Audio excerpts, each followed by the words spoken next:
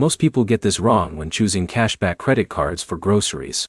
They pick the card with the highest flashy reward rate and assume they are saving money instantly. But here's the truth no one tells you. The real savings depend on categories, limits, and how you actually shop every month.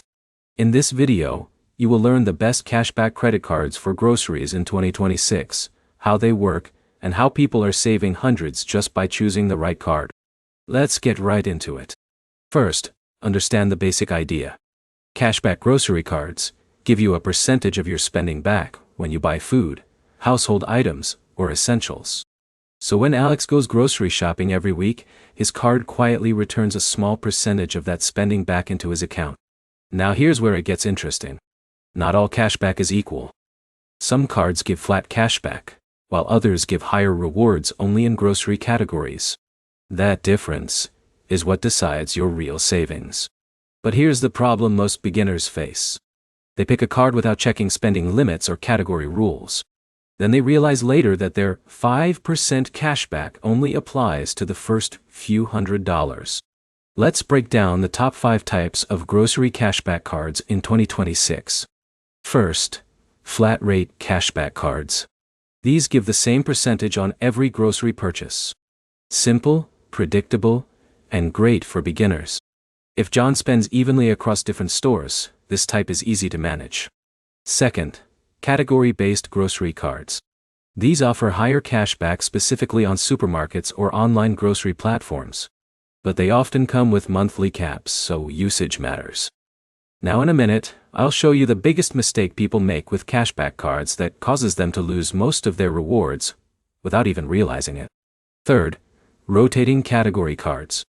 These change bonus categories every few months. If groceries are included in the rotation, you can earn high cashback for a limited time, but you need to track updates carefully. Fourth, store-specific grocery cards.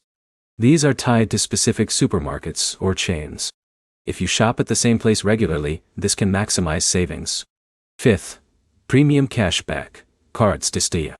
These often come with annual fees, but offer higher reward rates, travel perks, and additional benefits. They are only worth it if your grocery spending is high enough. Now, let's talk real-world usage. Cards like Blue Cash preferred from American Express, Chase Freedom-style cards, CD cashback options, and store-branded grocery cards are commonly used in 2026, depending on your region. Each one has different reward structures and rules. So, how do you actually maximize grocery cashback? Step 1 is match the card to your spending habits. Step 2 is understand cashback caps. Step 3 is combine cards if needed for different stores.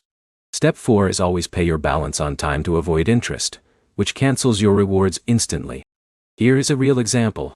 Alex uses a category-based card for supermarket shopping and a flat-rate card for smaller stores. Instead of relying on one card, he splits usage and maximizes total cashback every month. So are grocery cashback credit cards worth it in 2026?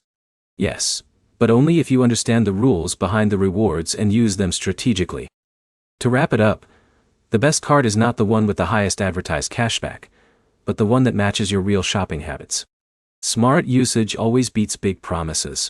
If this helped you, like the video, comment your favorite cashback card, and subscribe for more simple breakdowns that help you save smarter every day.